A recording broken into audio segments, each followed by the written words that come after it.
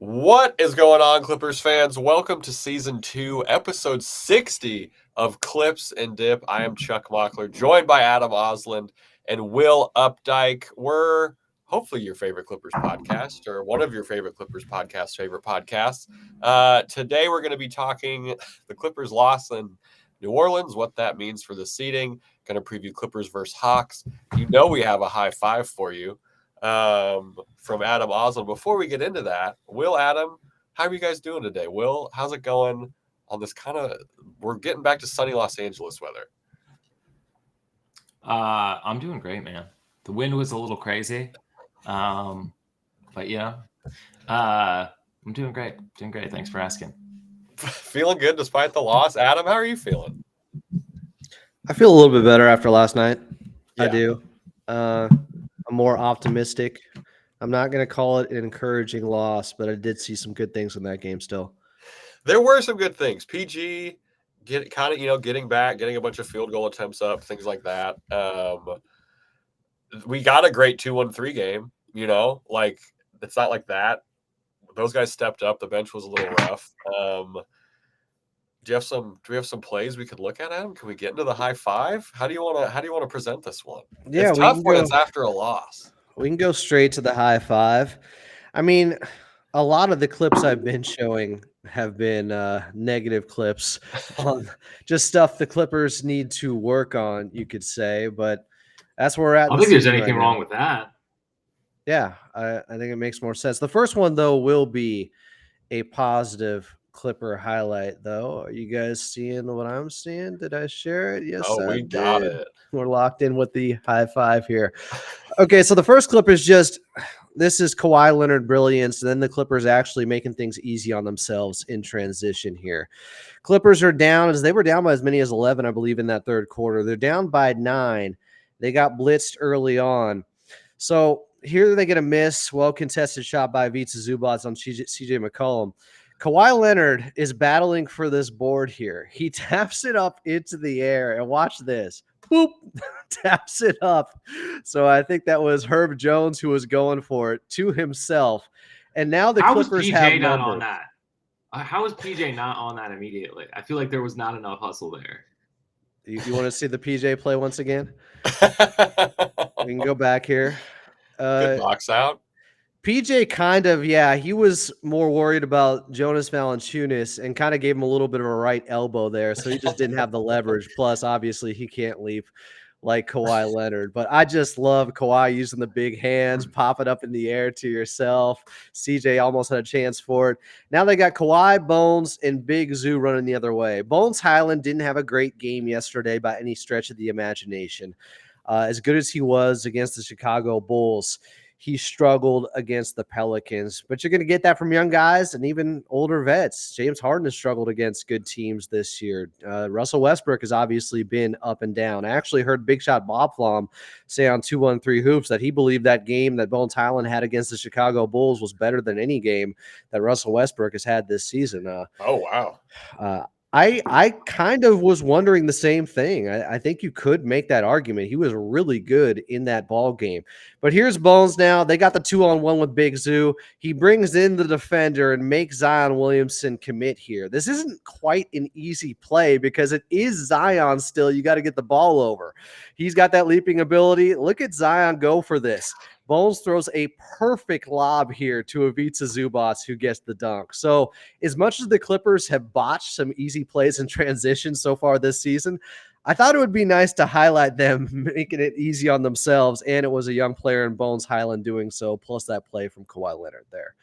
And now we can move ahead. Like it was, right? It was well defended in transition, and I mean, especially with Bones, being at the point instead of Harden or someone a little bit more experienced. I mean, that, while not a great game, I mean, is an encouraging sign. It's a good read that would have been easily picked off if he doesn't commit to it, or if it's a little low or a little slow. So that, I mean, it is nice. That I'm glad that we started off on a good foot. I didn't feel like it was an. Is it going all downhill from here? Yeah, what's next? Well, the Clippers did lose. Spoiler alert. We're going here to. They lost. Coach Lou was calling a 5-roll play.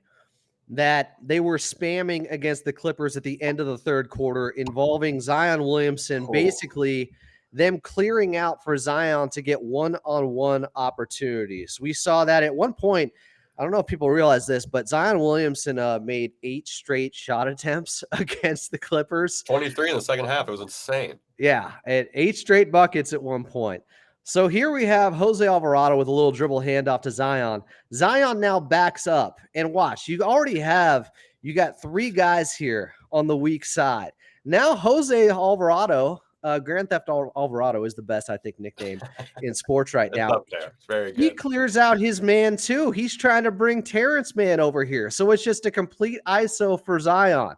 Man still hangs back, but Zion doesn't get enough of a hedge over here from Amir Coffey, and he still gets this really one-on-one opportunity against Mason Plumlee. Kawhi tries to attack it a little bit late, but it's just too late. Once he gets that far into the teeth of your defense, Mason Plumlee backs up. He's not trying to foul. If you're going to double him, at some point it had to be Amir Coffey there shading over more, or Kawhi Leonard stepping up. Nobody really does, and they get another easy bucket to end that third quarter. That wasn't the complete end of the third quarter, though, as we all know. Oh, no. This is one of the yeah, go ahead. Well, I was just gonna say, without that help from Coffey, I mean, Mason doesn't have much of a chance there. Like if Zion already has that much speed coming into it, like I mean, he's an incredible athlete. There's just not really much you can do with that. They just kept so I can't backing up. I can't fault Mason there too much when he's not only that deep in the paint, like when he reaches Mason, or Mason has to back up enough to stay in front of him, but the amount of speed he's able to accumulate to get to that point is the part that's really problematic, right? Because you can't force him. You can't force him to change directions at that point. He's big enough that he's gonna, even if you risk the foul, he's probably gonna finish through that contact for an and one opportunity. It's just, like you said, just a little too late on that. Yeah, it's the problem that Zion presents. If you play too far up on him, he's going to blow by you. You want to play off of him and dare him to shoot, but then he gets ahead of steam. He still gets by you and makes these crazy acrobatic layups. There's really nobody else like him. I've always said he's some mix between Blake Griffin, Charles Barkley, and pre-back injury Larry Johnson. It's just crazy to watch. Happy birthday to Blake today also as well. We're recording this on Blake's birthday. Okay. Happy birthday, BG. Yeah. Birthday, Blake. Clippers now tie the ball game at 80 at the end of the third quarter after a nice corner 3 from Amir Coffey, who has been making some timely shots once again as of late. So there's 3.5 seconds left here in the third. You would think not enough time to go coast to coast with a big body like this as Zion Williamson. However, this is apparently, I listened to him post game, something he has worked on a lot. And he's aware that defenders at the end of a quarter are not going to try to foul you. They're going to give you a little bit of a runway. But the Clippers here, you have Kawhi Leonard and Amir Coffey. They're not connected enough. They don't want to foul. Zion Williamson goes to his right, veers away from Kawhi Leonard. I think the real issue when you have just fractions of a second mattering in a play like this is watch Norman Powell. He doesn't give enough of a case to just have Zion Williamson just slow him down slightly, just show and then get the hell out of the way so he doesn't have quite enough time here as he's going to go past Amir Coffey. But you see Norman Powell, Olay defense of the bull in the China shop. Now he's got the runway right here. Paul George does a decent job actually contesting this at the very end as he was still trying to play off Larry Nance Jr. But at this point, Zion's going for it. There's 1.2 seconds left here. Oh my God. He jumped from the free throw line to get that to go. I mean, it's an incredible bucket, but still, if you could just slow him down a little bit, that would have made it a tougher shot, and maybe it would have been the difference there. And Norm Powell just kind of didn't get in his way quite enough, a smaller player like that, and just someone who's not obviously a great defender. But the Clippers transition defense has been a bugaboo all season long, right, guys? Was this pre-hurting the ankle? Ooh, that is a good question because Did that happen in the fourth? That is a good question. I can't remember. It was obviously in the second half. Yeah. but he just sidesteps there. It doesn't provide much resistance Totally, yeah. at all. And maybe that would be an even better excuse. So yeah, let's just say this was after Norman Powell suffered that injury. So we'll move along here. We're now in the fourth quarter of this ball game where the Clippers got down early in the fourth. I think there was a 10-2 run. They really kind of let their foot off the gas as we had that back and forth run to end the third quarter, and then they got blitzed a little bit here. We just had the bucket. That was, I think, the Brandon Ingram shot over PJ Tucker. It was well contested in the far side short corner, but doesn't matter. Now, here's something interesting because it's miscommunication between Kawhi and Paul George here. Here you have Kawhi Leonard. He's on Brandon Ingram. You have Norman Powell. He's on Herb Jones. You have Zion Williamson on Ivica Zubac. So here he is. He was playing him up close, tried to deny him getting the basketball. Now Zion has it. He's going to sag off of him and dare him to shoot. Here's the issue here. CJ McCollum is going to come over and set a little screen. It's going to be on Kawhi Leonard. So what are we doing? It looks like Paul George is saying something to Kawhi. They got to communicate here. Are we switching or not? Well, it looks like Kawhi thinks they are at the last second, but Paul George still stays with CJ McCollum. Kawhi Leonard then goes back to CJ as well. So he loses his man in Brandon Ingram. And now you can't help, or at least one of these guys doesn't stay on Brandon Ingram. So PJ Tucker thinks he has to tag him instead of coming over to help Big Zoo against Zion, who gets this to go. And it's a little hook shot. He just gets it up really quick with the left hand. But it's that miscommunication between 2-on-3 that probably shouldn't be happening in a game of this magnitude this late in the season, guys. And a guy's wide open for three if Zion decides to make that read too. PJ's in no man's land right there. I'm not the biggest PJ Tucker fan, but it's not his fault here. He has to crash the guy. No one's tagging. There's two of them. What I would say though is Zion is so committed on most of these. Fair, he's not a great passer. That out. That's not happening there. He's been on a roll. He's taken that shot. But 2-on-3 has to figure this out. Who's switching? Are we staying or switching on that? It's just a tough one right there in a game. It was 196 with 6 minutes left. One last highlight here, or low light, you could say. They really did go all downhill after the good one, Will. You got that one right. This was, I believe, we get a little bonus one here. And this was Kawhi's only bucket here in the fourth quarter. He called for it against Brandon Ingram, gives him a little shoulder shake, gets to his hook shot right before the play we're going to get to. That was nice to see, but I think he only attempted 2 shots in the fourth quarter.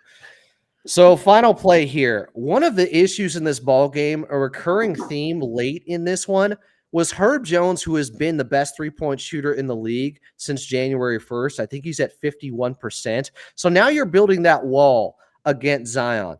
Is PJ Tucker as his primary defender. He sags off of him. Kawhi hedges over. He's guarding Herb Jones. Here Zion does make the pass. He sees the double come. Kawhi almost gets to it here. He almost deflects this. It's a nice pass. It gets to Herb Jones. But Herb Jones, what he was doing throughout the fourth quarter over and over again was just attacking the closeout man perfectly. So you think you got to get back to this guy because he's been the best three-point shooter. He attacks Kawhi Leonard here, and now it's basically a 2-on-1 with Larry Nance Jr. also killing them in the second half in the dunker spot. It's Paul George who steps up to try to stop Herb Jones and actually recovers decently. The problem was Larry Nance Jr. goes Larry Nance Sr. This is an old school move. He puts that big caboose into Paul George. It could have been a foul. Watch how far back he pushes PG-13, who's the low man in the last line of defense now, because the Clippers ended up going small finally with PJ Tucker as, I guess you could say, their biggest guy out there. Watch this. Boom. He moves him all the way over with his butt and gets an easy one. Kawhi came over to help, but it was too late. And that was just a play with Herb Jones. I mean, I think he was only 1 of 3 from distance or something like that. He didn't kill them from 3, but he made the right decision every time they tried to run him off the line. He would end up, that was Ingram, Herb Jones making the right pass. and that killed the Clippers in this game. You game plan right against Herb Jones. You can't let him take three-pointers. He attacks the space and ended up playmaking really well down the stretch for the Pelicans. Pick your poison, boys. Yet another frustrating high five, which is not, but it's not, that's how the Clippers are playing. If you want to watch the high five, Adam did a great job of breaking it down if you're listening to this on the pod. But if you want to watch this, you can check us out on YouTube, which is the full experience. So we went through some of the lowlights, which were not ideal. Zion went for 23 in the second half. The Clippers just couldn't really stop him. Ty Lue kind of said as much at the end of the game. Norm left on crutches because of the ankle thing. He ended up playing after hurling his shoe. I don't know. Norm is a badass. Norm is very much a badass. He already said he's playing on Sunday. I mean, I hope he's okay too. Yeah, like, how did we feel after this? How are we feeling now, kind of? Adam, you mentioned you feel a bit better. Will, are you feeling a little bit better? Or where are we at? Because it feels like we're heading towards a crash course of Clips Pels round one. I mean, I think how I feel is going to depend on, how these next few games look. We talked about how important this matchup was for the Clippers. For the most part, they kept it close in this one. You would have liked to see a better result, obviously. Adam pointed out some of the flaws, which is things that we have seen throughout, especially this run post All-Star break, which is a little troubling. But considering some of our rotation pieces like Norm and Terrence not being at 100%, it's a little tough. Like if this one would have been more out of hand throughout the entirety of the game, I think I would probably feel a little bit different. That's fair. No hard. It's just not. Right? It's just not as bad as some of these other games that we've talked about being like, and the implications and how important they are, not just within the context of a regular game season, but what they could mean for seedings, what they could mean for tiebreakers. Right. We've seen the Clippers look much worse in some of these games than this one. So while I'm not thrilled, while I'm not thrilled by any stretch of the mind, it's also, it's tough to say, but I guess it could be worse. It could be worse with these LA Clippers. And just to clarify on the high five, unfortunately, the Norm injury happened in the fourth. So it was pre-ankle sprain on that Olay defense. But I like that point that Will made, right, Adam? Like, we've seen them look worse in this stretch without James Harden, especially. That game hurts to lose. But again, with the news of James Harden being out, I think most people's hopes were like, oh, well, I hope we can win this one. Not maybe we should win this one. Yeah, I thought there were still some encouraging signs overall, especially in the third quarter. They were down by 11 multiple times, and they didn't wilt. They did not fold. There was a sense of urgency. They kicked in, and I think they had it to within 2 very quickly after Kawhi Leonard got a couple of buckets. Ivica Zubac had one. Terrence Mann hit a timely three-pointer. That brought it to within 2 at 65-63. They had it tied until that Zion Williamson bucket at the very end of the third quarter. They were in this. I mean, they battled. This looked different than what we saw in some of those third quarters at times against Minnesota, where Ant would just take over. I think even the last time out against the Pelicans, it was Zion. That was the game where he was just destroying Mason Plumlee and getting towards the basket. They didn't use PJ Tucker. And by the way, guys, I've been saying all season, this is a team that you can have some utility with PJ Tucker against selective defensive specialist moments situationally. He played 24 minutes. I get some people could say that's too many, but he had his moments. He knocked down 2 threes. That second one was wild against. It's crazy they wasted a PJ Tucker game. Well, there's also the context of Terrence only. I was just going to say there's also the context of Terrence only playing 17 minutes, right? So, like, if you're mad at the PJ minute load, like if you thought if you're in the camp that thought that was too high, who do you want to see taking up those? Like, who do you want to see taking up those minutes?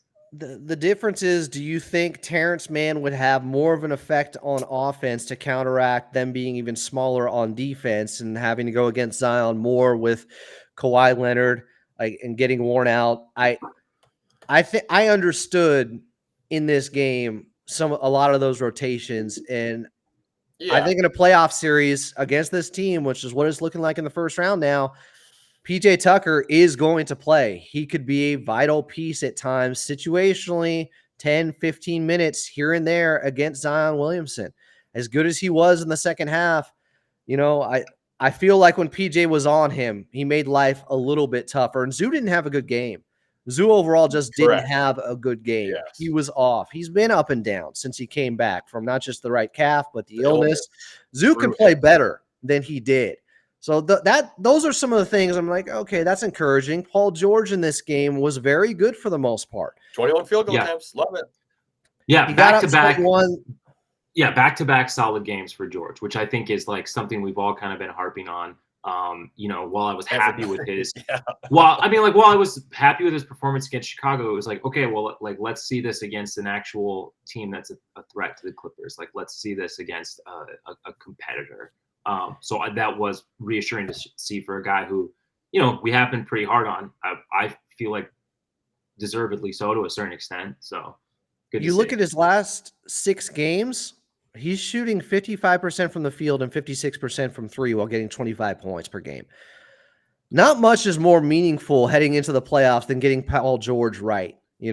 That's 100%. critical. 100, yeah, that's great. To have him playing at that high of a level and have him playing, as you mentioned, not just against Chicago, and have him play well against a team like the Pelicans. He made those back-to-back threes he had in the third quarter were ridiculous. He gave up a 3 to Jose Alvarado as I was watching the tape earlier. That shouldn't have happened in between that. But then he also had a step-back jumper on Zion around the 3 or 4 minute mark where he actually used leverage and pushed off of Zion with his elbow. Not easy to do, to create that space, and had that nice fall away. He's in a groove now. He is. So the Clippers needed that game. They ultimately couldn't get it done.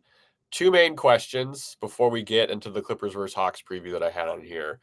Do we think the Clippers can make up the 3 games between them and the Timberwolves for the 3 seed? It's 4 games. 4 games. Oh, shit. They have the tiebreaker. It's 4 games. Right. They have 4 games. 4 games. Minnesota does have to play Denver 3 more times. I'm thinking it's going to be difficult to make up those 4 games. They have to go 5. Sorry, well, go ahead. Oh, I was just going to say this stretch is going to determine a lot, right? Like right now is in terms of days of rest, it's still not great. But in terms of the ease of competition, you're taking on the Hawks, the Trailblazers twice, the Sixers, who are without Joel Embiid, have been struggling to put together wins. Pacers, tough games. Sixers again. This is do or die, right? Like if they want to have any chance of moving up these next games, which suck because we don't know what's going on with Harden. Norm is a little hobbled up. Terrence, it sucks. But that's the hand they've been dealt. And if they want to have any chance, they need to have a dominant stretch throughout this little 5-game run.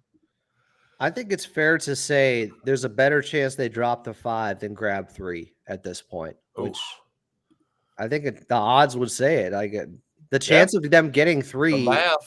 It's 4 games. You have 16 games left, and you have to make up 4 games against the Minnesota Timberwolves. Now, if you look at the Timberwolves schedule, okay, they have a back-to-back in Utah, or they play 2 games there with a day of rest in between. Utah's not really playing for anything at this point. While it's a tough place to play, they're not going to be in the play-in even. They're out of the running.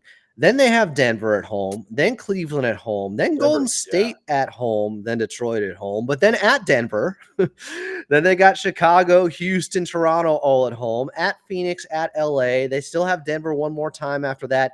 It's not impossible, but there's probably a 90% chance that Minnesota holds on and stays in front of the Clippers. The Clippers, I think...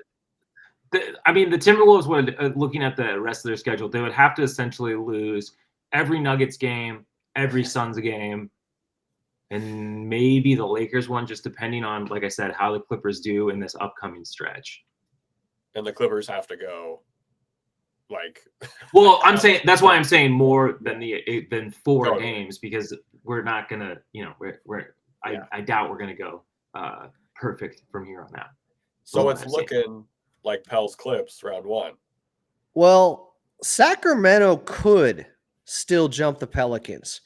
They technically have the tougher schedule overall remaining. They're 8th, but the Pelicans aren't that far behind. They have the 14th toughest schedule. The Clippers are at 18th right now. If Sacramento jump them, that to me is the team you want to play most in a first-round series. Out of all the bad options, this is the best of bad options, taking on the Kings, because they just don't have a great they're not a great defensive team. The Pelicans, believe it or not, guys, they have the 4th best net rating on the season.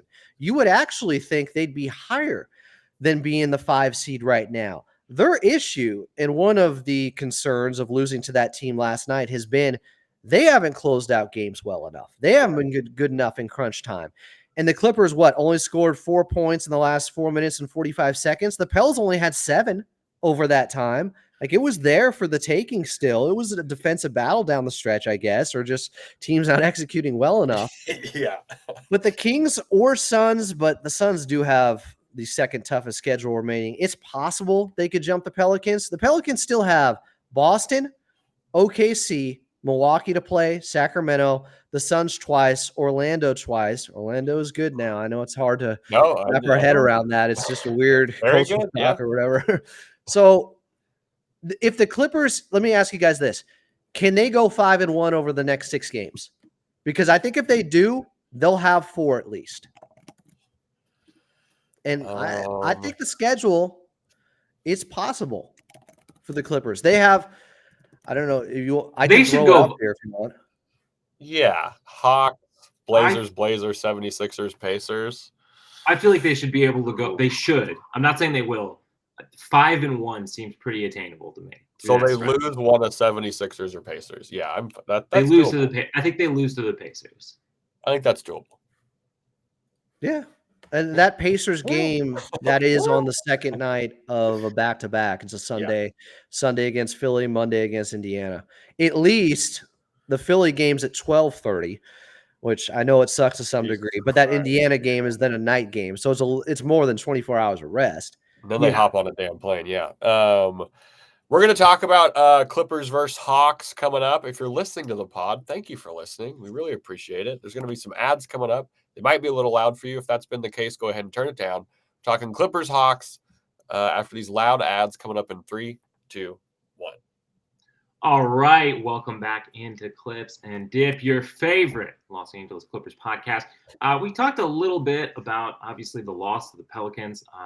Not thrilling, but it's where we're at. We're looking ahead.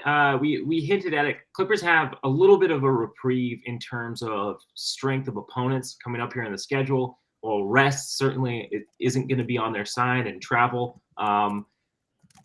They're starting things off with the Hawks in what could be their best opportunity to sort of gain a little bit of ground in the standings. I mean, this Hawks team, they have some pros overall. They've been similar to the Clippers since the All-Star break. They're slightly below 500, and Clippers are just slightly above.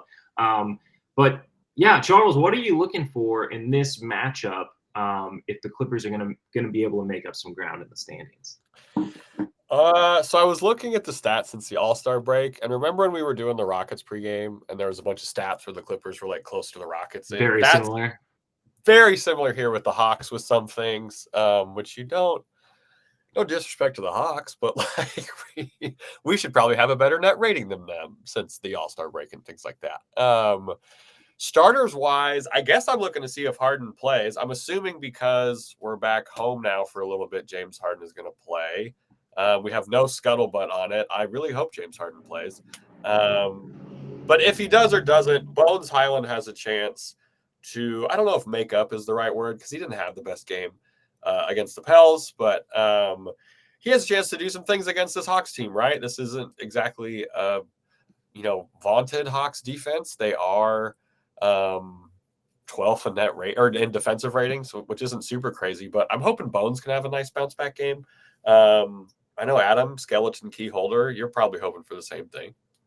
Yeah, like I said, I don't think he was bad or miserable or anything like that. It was just up and down. Like he had a couple turnovers and then had a steal and then had a block and just didn't have it going from the outside.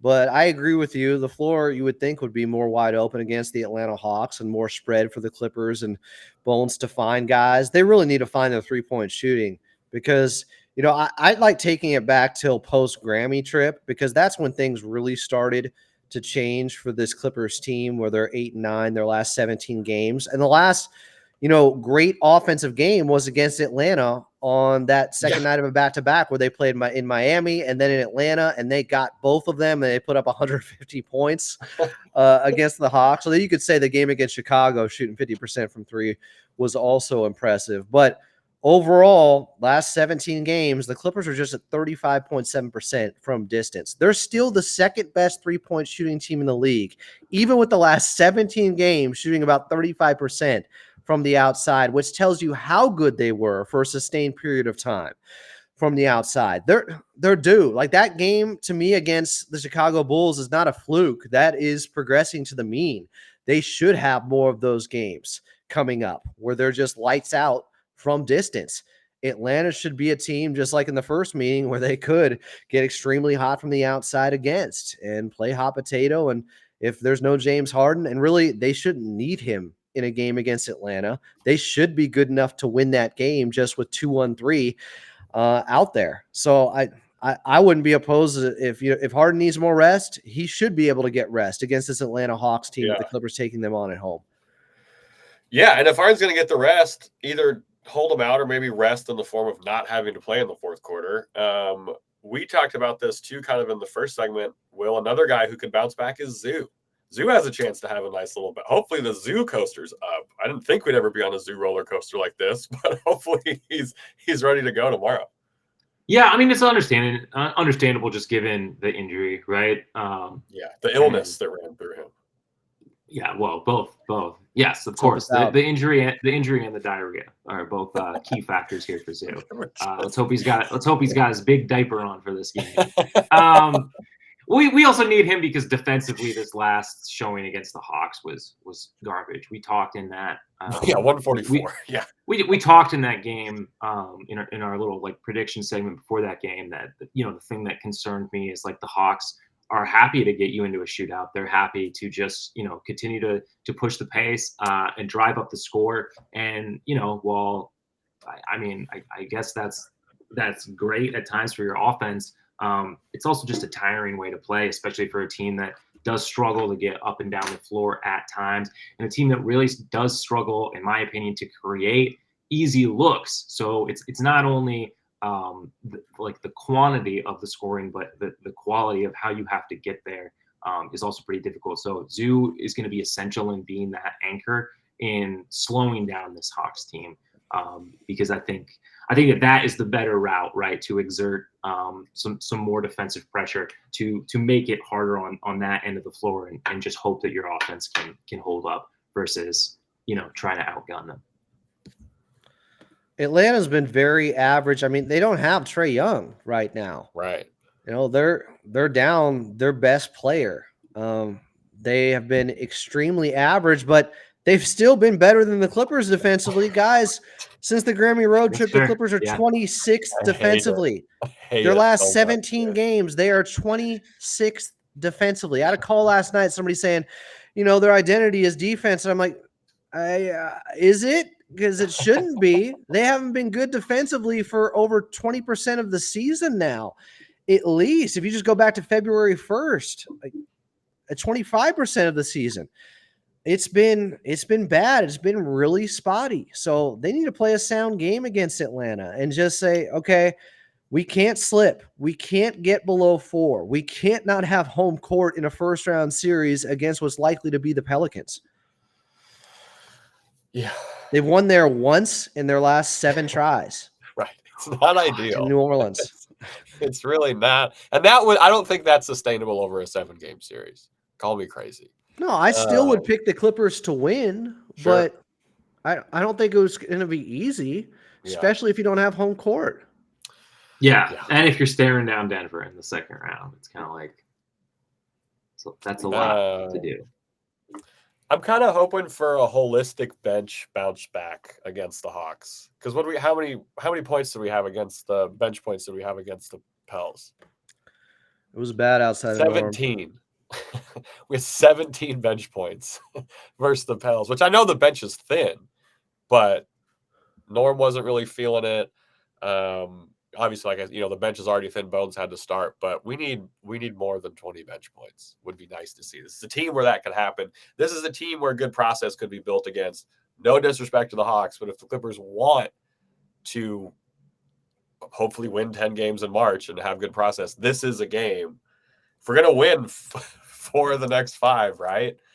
This game has to be a good process game. Because the starters, 2-1-3 was great last night. That was fantastic to see. Paul George has some stuff to build on. I hope we see 20 field goal attempts from Paul George again. And so now it's about the other guys kind of stepping up or getting their feet in the right process steps. It just doesn't feel. I'm not sure what we're going to see, which I guess is what's kind of frustrating.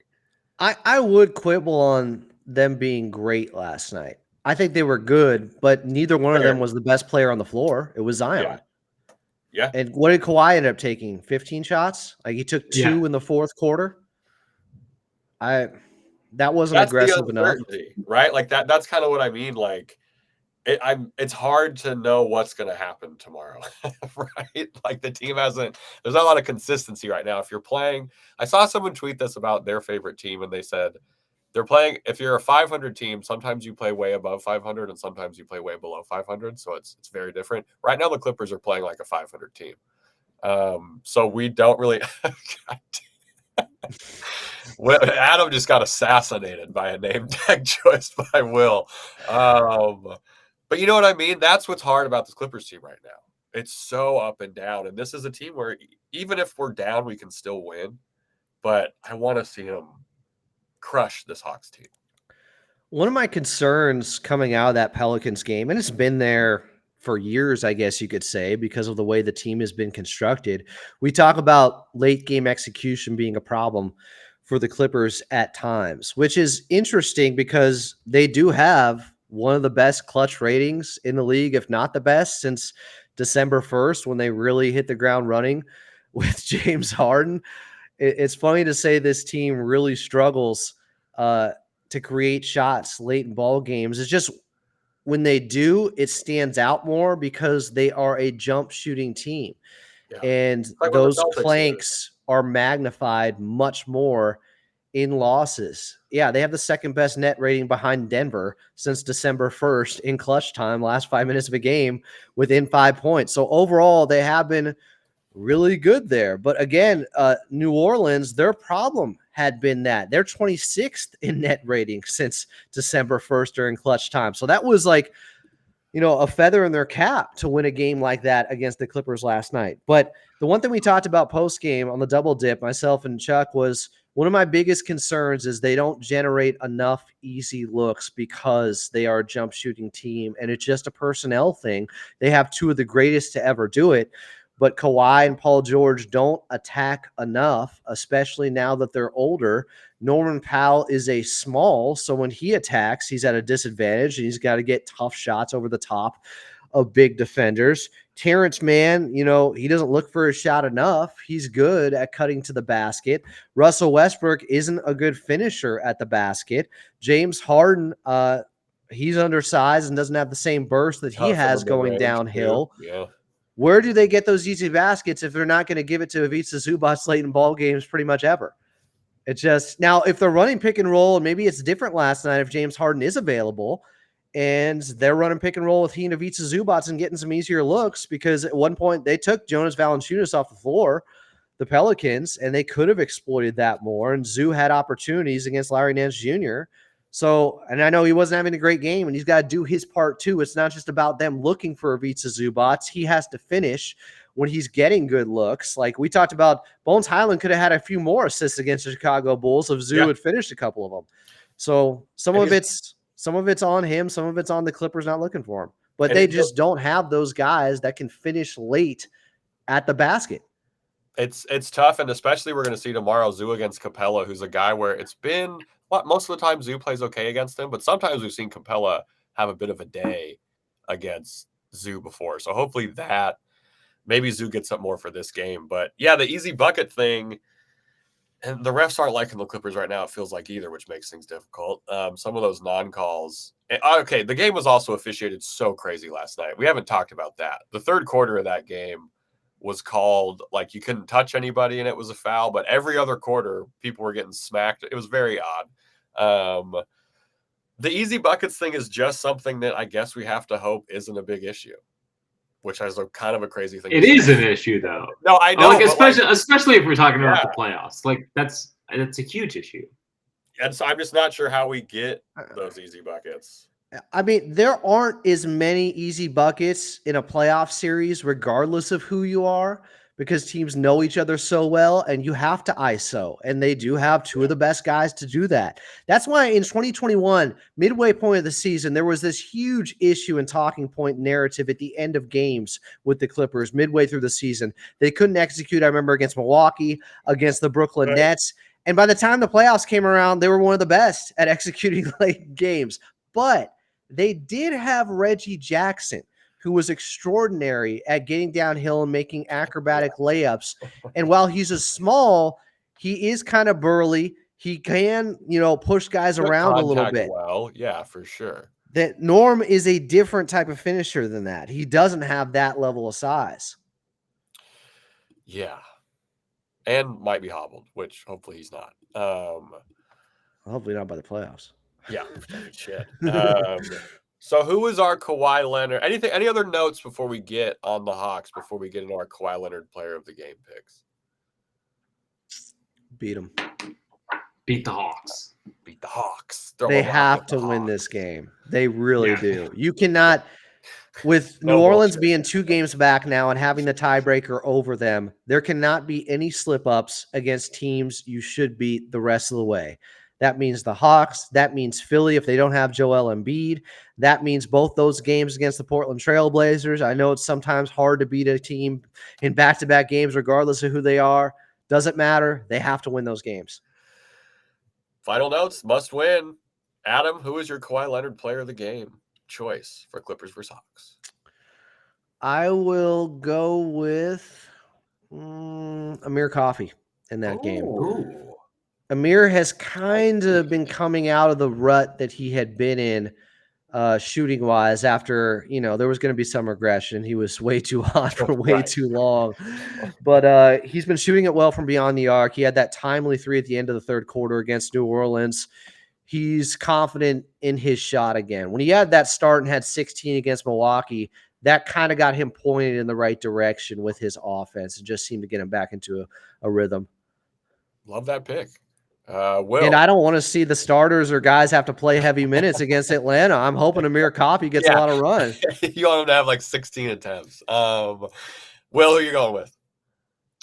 I'm going to go with Bones Highland. And while I hope that Harden is available, if not, this would be another opportunity, a huge opportunity for Bones to step up, see something similar to what we saw in that Chicago game. He will be going against a more favorable defense for him versus the Pelicans. And,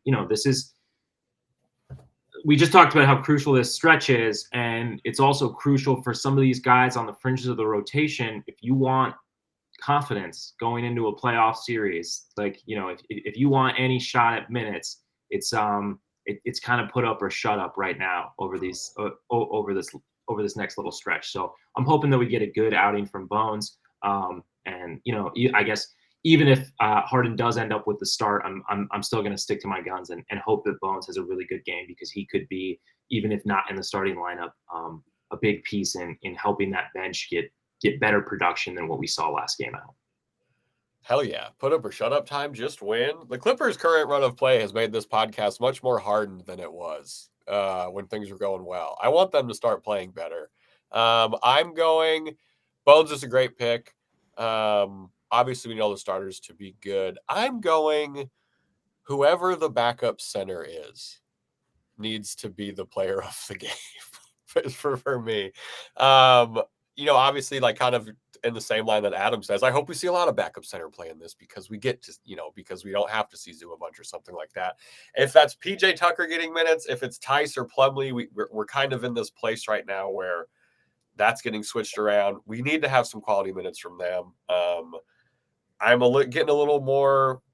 I'm paying closer attention to what's happening with the center rotation the closer we get to the playoffs, because it would be nice to have that maybe nailed down a little bit more.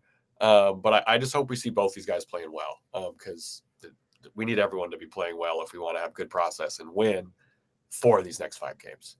And we're all picking the Clippers to win, right? Obviously. Yeah. Oh, hell yeah. Yeah, 100%. Let's get a good process win. I believe that about wraps it up for the Saturday edition of Clips and Dip. But, Adam, do we have another giveaway? Another sticker. Another part of the Clippers' new redesign, rebranding logos, the LA one here. Last time out, it was the compass with the Clippers ship. Now we have the LA portion. What are we going with? Best comment? We're going with best comment. We still owe it to Rock, I believe, who needs to find us on Twitter and add us. And we'll get your address. But yeah, leave the funniest, best comment. Could be the meanest comment. Could be the saddest comment. Whatever we think is the best, we will pick on Monday. Yeah. And Adam, are we doing a double dip after tomorrow's game? If you guys are up for it, I'll be on. So I ain't going anywhere. If either of you want to come on, let's do it. Sounds Hell good. yeah. Will, I think Will's coming on for that game for some reason. I hope so. I really, really hope so. Could be a win. Who knows? We'll pencil it in. But Clippers have a 2-day break. We're going to do a podcast for you guys on Monday. Should be a good time. Will, where can these people review and listen and maybe watch us if they felt like switching up their medium? Yeah, you can listen to this podcast wherever you get your podcasts. You can review and rate this over on Apple Podcasts or Spotify. Over on Spotify, you can actually, I believe, you can rate podcasts more than one time. So if you felt so inclined, you can really help us out. If you want this full experience, we're twice, complete. everybody. we're into the audio visual world now. We're dipping our toes in. You can immerse the full 5 senses over on youtube.com/@ClippersPodcast. All 5? All 5. We got smells. We got smells going on. We've got, every episode has the feels, Anyways, you can check us out there, and on the daily, we're over at Clippers Pod over on Twitter or X as @follow Adam A always says. So yeah, hit us up. Adam, one more positive thing before we send these Clippers fans on their merry ways this afternoon. So much has been made, and I think rightfully so to an extent, but we can contextualize it a little bit more. But the Clippers just 1-7 post All-Star break, I believe, or at least 1-7 over their last 8 against teams above 500. They're definitely 3-8 their last 11 against teams above 500.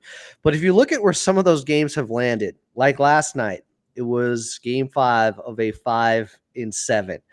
Some of these have been back-to-backs. The Clippers have been at a disadvantage scheduling-wise. And if you don't think that matters, just go look at top teams, the best of the best, and what their record is the second night of a back-to-back, or at least teams above 500. It's meaningful, guys. It's very difficult. Chuck, you brought it up last night. What are the Clippers? 11-1 against a team that's on the second night of a back-to-back. They take advantage of it when they're taking on a team with tired legs, as Chicago was, who they just played. It happens all the time in the NBA. I'm not saying there isn't something to them losing to these teams above 500 and right around them in the standings, but I do think it's worth pointing out that most of the time they have been at a schedule disadvantage. Like even when they came back off the 6-1 Grammy road trip to play the Pelicans, that was their next game back. They had one day off after having that road trip, where they were amazing. And Coach Lou said it, like, that's not right. We get one day off, and they didn't look good against the Pels in that game. Like, it's somewhat understandable. I don't want to make excuses, but if every team in the league has a problem with the same issue, it's not just isolated to the Clippers having that problem. I would agree with that. It's the scheduling issue. And part of it is a very real scheduling issue. Everyone talked about it since the schedule was dropped. Like we said, we're going to be back on Monday, maybe with a live. Who knows? That could be a fun time, a little midweek live, pre-week live. Thank you to everyone for listening and watching. And as always, let's go Clips.